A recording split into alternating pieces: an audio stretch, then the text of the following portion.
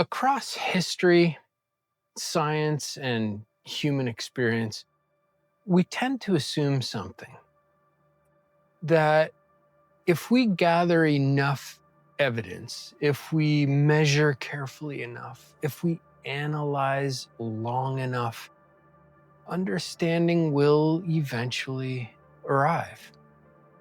That uncertainty is temporary, that unanswered questions are simply waiting for better tools. But what if that assumption is wrong? What if some questions don't remain open because we lack evidence, but because explanation itself has limits?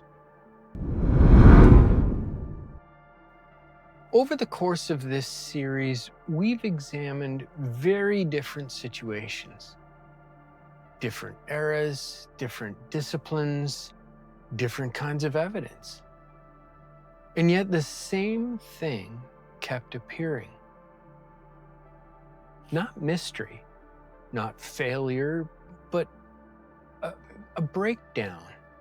Places where explanation stops working cleanly.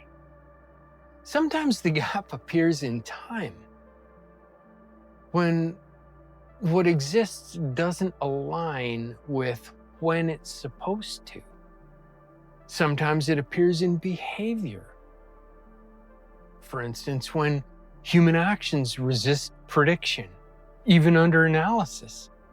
Sometimes it appears in the data itself, when signals are detected but never repeated. Sometimes it's in classification, when objects resist confident, categorization. Or in perception, when experience and measurement fail to overlap. Or in provenance, when knowledge survives, but not its sources. It could be in interpretation, when meaning refuses to emerge even from complete and total information. These aren't mysteries in the traditional sense. What they are limits. Often we assume that gaps exist because something is missing. More data, better tools, more time. But many of the cases we've examined already don't suffer from scarcity at all. They suffer from misalignment. Our tools improve faster than our ability to interpret what they produce. Evidence accumulates faster than context. Systems preserve outcomes better than processes, if you will. We can detect more than we can explain. That's a fact. We can measure more than we can integrate. We can observe more than we can meaningfully categorize. And some phenomena exist precisely at those boundaries, where measurement outpaces understanding.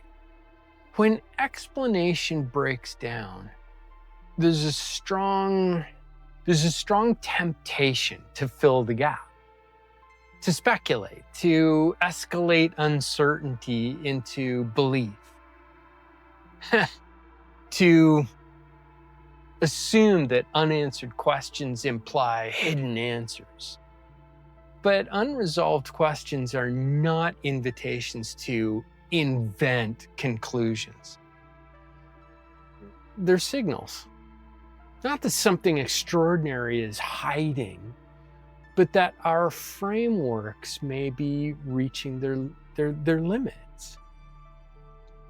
Uncertainty doesn't always mean something's being concealed. That's flat out fact.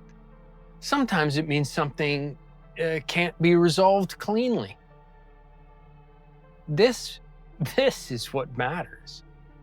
This channel isn't about hiding truths. It's not about secret knowledge. It's not about replacing science or history.